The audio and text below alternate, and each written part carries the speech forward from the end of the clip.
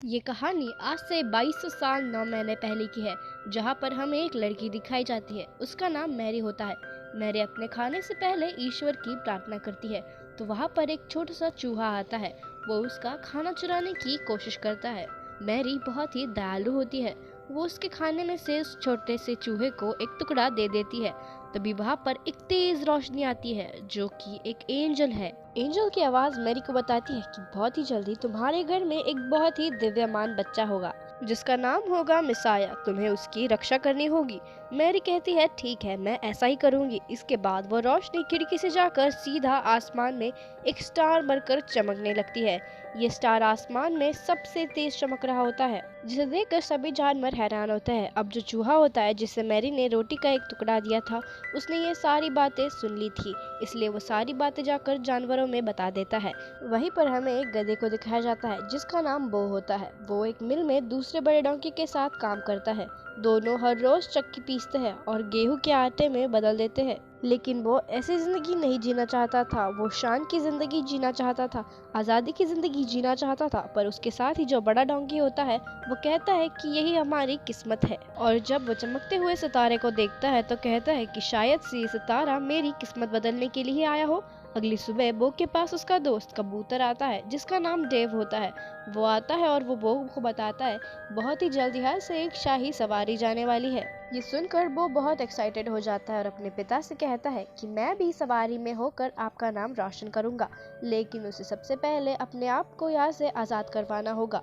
वो किसी तरह से अपनी रस्सी को काट देता है, इससे पहले कि वो वहाँ से भाग सके। मिल का जो मालिक होता है, वो वहाँ पर आ जाता है। वो देखता है कि बो ने अपने आप की रस्सी काट दी है, साथ ही साथ उसने चारों तरफ अफरा तफरी मचा रखी है। इसके बाद गुस्से में आकर वो बो को चेन से बांध देता है और अब बो की आंखों के सामने से एक शाही सवारी भी गुजर जाती है। बो का दिल इससे काफी टूट जाता है। ऐसे ही 6 महीने बीत जाते हैं। वो आज भी अपने साथी डोंकी के साथ मिल में काम कर रहा होता है, लेकिन उसका एक ही सपना होता है कि शाही सवारी में शामिल होकर सबको अपनी इम्पोर्टेंस का एहसास करवाना है।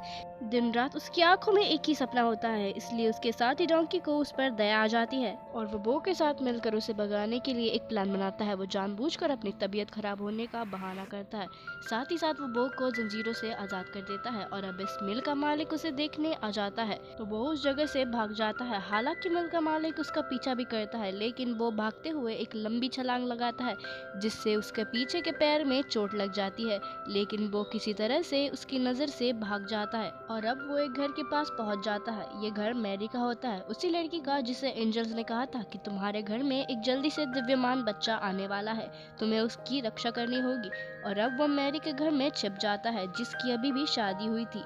उसके पति का नाम था जोसेफ। वो जब मैरी के घर में छिप रहा होता है, तो मैरी उसे देख लेती है। वो देखती है कि बो को पैर में चोट लगी है। उसका दिल बहुत ही दयावान होता है, तो वो बो के पैर में पट्टी बांध देती है। और जब मैरी के पति वहाँ पर आते हैं, तो वो बो को भगाने की पूरी कोशिश करते हैं, पर मैरी उन्हें कहती है शायद इसे हमारी जरूरत हो, हमें इसे अपने पास रख लेना चाहिए। मैरी का ऐसा बर्ताव देखकर बो को बहुत अच्छा लगता है।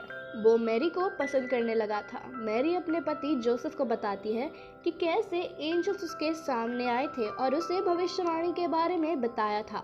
हमारे यहाँ बहुत ही दिव्यमान बच्चा पैदा होगा, जो पूरी दुनिया की रक्षा करेगा। वो सब कुछ बदल कर रख देगा। जोसेफ भी उस बात को समझते हैं और वो आने वाली हर एक सिचुएशन को एक्सेप्ट करने का उन्हें वादा करते हैं। दरअसल मैरी भी अभी प्रेग्नेंट होती है। फिर हमें बो को दिखाया जाता है, जो कि शाही सवारी में शामिल होने के लिए यहाँ से निकलना चाहता था, पर तभी उसका दोस्त कबूतर वहाँ पर आ जाता है और उसे बताता है कि बाहर तुम्हें तुम्हारा मालिक ढूंढ रहा है। अगर तुम बाहर निकले तो तुम्हें वो पकड़ लेगा, तो जब तक तुम्हारा पैर ठीक नहीं हो जाता तुम यहीं पर रहो। वो भी डेव की बात मान लेता है। वही हमें 3 वाइज मैन दिखाए जाते हैं, जो कि अपने कैमल पे इस राज्य में आ रहे थे, जहाँ पर मैरी रहती है। तीनों के तीनों राजा के पास जाते हैं और इनके पास बहुत ही बेशकीमती तोहफे भी होते हैं। पहले तो राजा को लगता है कि ये तोहफे उनके लिए लाए गए हैं, पर वो 3 वाइज मैन उन्हें बताते हैं महाराज ये आपके लिए नहीं है, ये तो इस दिव्यमान बच्चे के लिए है, जो कि आने वाले वक्त में पूरी दुनिया पे राज करेगा। ये सुनकर राजा को बिल्कुल अच्छा नहीं लगता। राजा इन तीनों से कहता है कि तुम यहाँ से जा सकते हो, और उसके बाद वो अपने एक सिपाही को बुला लेता है, जो कि बहुत ही खतरनाक होता है और उसके पास 2 खतरनाक कुत्ते भी होते हैं। राजा अब उसे आदेश देता है जाओ और उस दिव्यमान बच्चे को ढूंढो और खत्म कर दो, ताकि कोई भी इस दुनिया पर मेरे अलावा राज ना कर पाए। और वो सिपाही अपने दोनों खतरनाक डॉग्स को लेकर वहां से निकल जाता है। उसके डॉग्स को सबसे पहले वो चूहा मिलता है जिसने सबसे पहले इस भविष्यवाणी के बारे में सुना था। डॉग्स उससे पूछते हैं। वो चूहा डर से उन्हें सब कुछ बता देता है। वो मैरी का पता भी इन्हें दे देता है। वहीं मैरी और जोसेफ को दिखाया जाता है जो अब बेथलेहम जाने की तैयारी कर रहे होते हैं, जो कि इस शहर से बहुत ही दूर होता है। बो को भी वो लोग अपने साथ ले जाना चाहते थे, लेकिन बो उनके साथ नहीं जाना चाहता था, क्योंकि अगर वो इस शहर से दूर चला गया तो राजा से भी बहुत दूर हो जाएगा और शाही सवारी में हिस्सा नहीं बन पाएगा। शाही सवारी का हिस्सा बनकर वो सबको अपनी इम्पोर्टेंस बताना चाहता है। मैरी जब ये देखती है कि वो नहीं आना चाहता था, तो वो अपने पति जोसेफ से कहती है, हमें यहाँ से पैदल ही निकलना होगा। जोसेफ और मैरी बेथलेहम के लिए पैदल ही निकलने लगते हैं और बो को घर पर छोड़ देते हैं। और यहाँ पर सिपाही आ जाता है और उसके खतरनाक डॉग्स भी।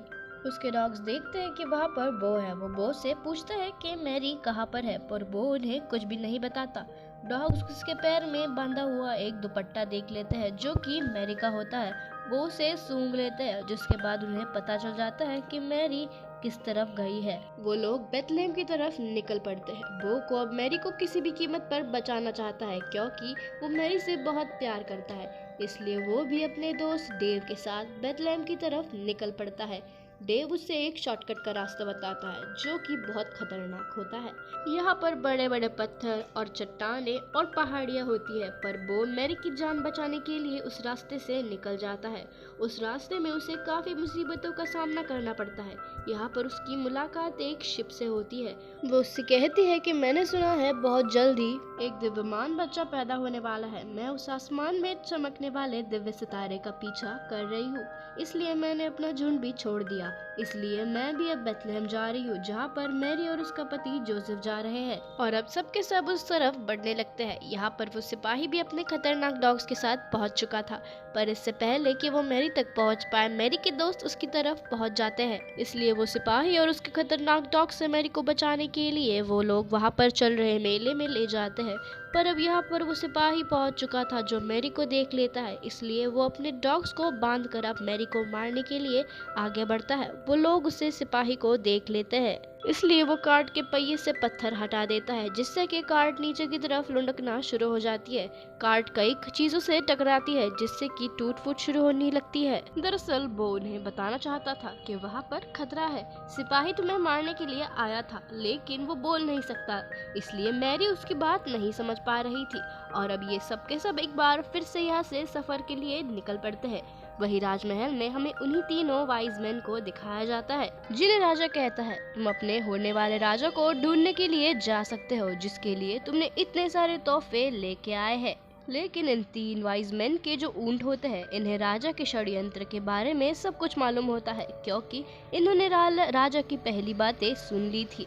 इन्हें पता था कि राजा उस दिव्यमान बच्चे को मारना चाहता है, इसलिए राजा चाहता था कि ये तीन वाइज मैन उस बच्चे तक पहुंच जाए, ताकि राजा के जासूसों को भी उनका पीछा करने का मौका मिले और बच्चे की लोकेशन का पता कर सके। और अब ये तीनों के तीनों ऊंट मिलकर किसी भी कीमत पर मैरी और उसके बच्चे को बचाना चाहते थे। वही हमें मैरी, जोसेफ, बो और उसके साथियों को दिखाया जाता है। दरअसल मेले में जो कुछ नुकसान हुआ था, जोसेफ को लग रहा था कि ये सब बो की वजह से हुआ है, इसलिए वो बो को बहुत डांट रहा होता है और साथ ही मैरी से कह रहा होता है सारा नुकसान बो ने किया है और अब मैं इसकी जिम्मेदारी नहीं ले सकता। बो को इस बात का काफी बुरा लगता है। वो अपने साथी डेव के साथ वहाँ से निकल जाता है। हालांकि शिप उससे कहती है कि तुम्हें यहाँ से नहीं जाना चाहिए, लेकिन वो उसकी बात नहीं मानता। दरअसल वो अब शाही सवारी में पहुंचना चाहता था, ताकि उसमें शामिल होकर अपना सपना पूरा कर सके। और जल्द ही वो उस शाही सवारी में मिल भी जाता है। और जब वो भाग रहा होता है तो उसके पैर पर मैरी का जो कपड़ा होता है वो खुल जाता है, जिसके बाद उसको एहसास होता है कि मैरी एक रहमदिल इंसान है।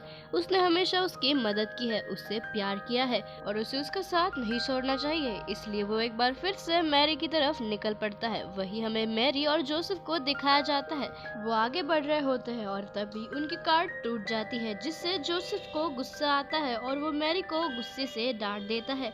इस बात से मैरी को बहुत बुरा लगता है और अब जोसेफ के पास वो भी पहुंच जाता है। वो उसको धकेलना शुरू कर देता है ताकि वो मैरी के पास जाए और उससे माफी मांगे।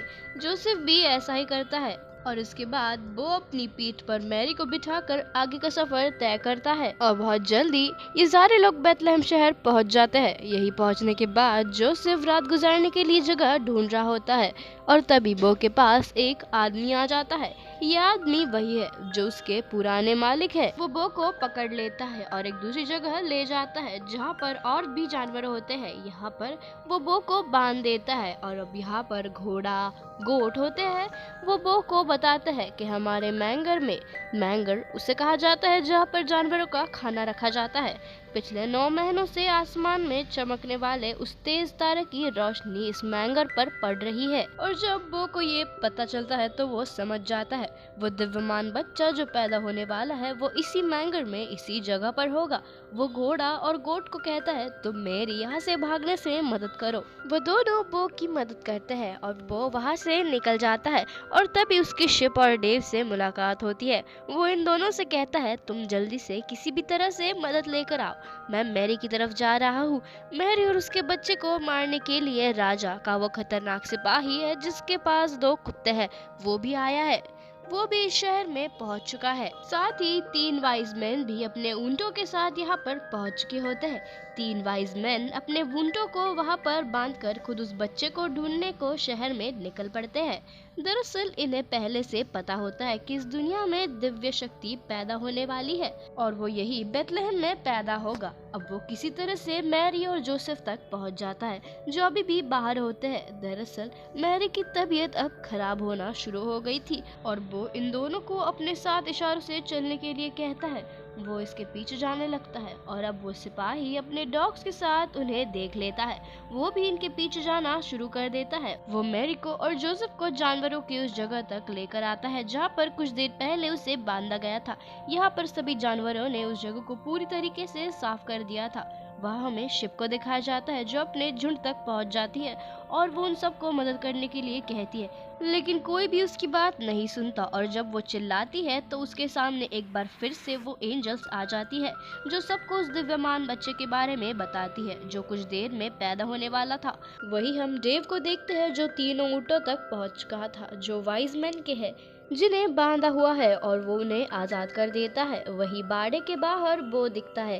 राजा का वो सिपाही अपने खतरनाक डॉग्स के साथ पहुंच चुका है।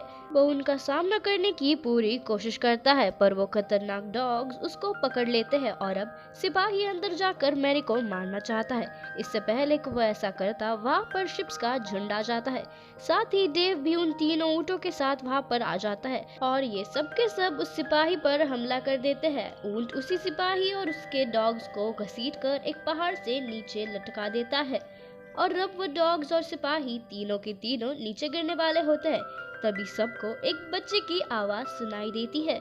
सभी समझ जाते हैं कि मैरी ने एक बच्चे को जन्म दिया है जिससे कि सभी बहुत खुश हो जाते हैं और अब सिपाही जिसके नीचे डॉग्स लटके हुए होते हैं वो अपना वजन कम करने के लिए उसके डॉग्स को नीचे छोड़ देता है।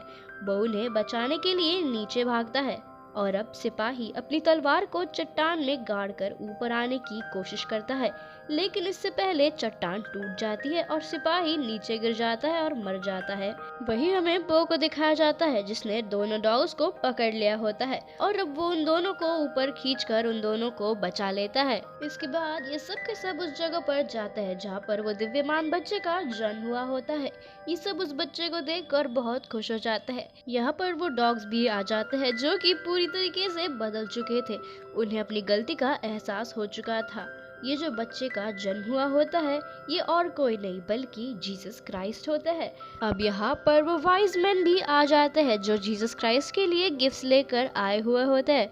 वो गिफ्ट जीसस क्राइस्ट को दे देते हैं। यहाँ पर उनके ये जो 3 ऊंट होते हैं, जो वो फीमेल ऊंट होती है वो कहती है कि इस पल को दुनिया हमेशा याद रखेगी। अब वो वहाँ से जाना चाहता था क्योंकि उसे लगता है कि जोसेफ उसे पसंद नहीं करता, पर मैरी और जोसेफ उसे अपने साथ रखने का फैसला करती है और साथ ही साथ वो उसके पुराने मालिक से उसे खरीद भी लेते हैं। और इसी तरह से बो का जो हमेशा एक बड़ा काम कर दिखाने का सपना था उसने इस दुनिया का सबसे बड़ा काम कर दिया, क्योंकि उसको एक विश्वास था कि वो इस दुनिया में एक इम्पोर्टेंस रखता है। दुनिया ने उसे एक गधा कहा, ऐसा जानवर जिसके अंदर दिमाग नहीं होता, जो कुछ नहीं कर सकता। लेकिन उसने अपने आप को कभी गधा नहीं समझा।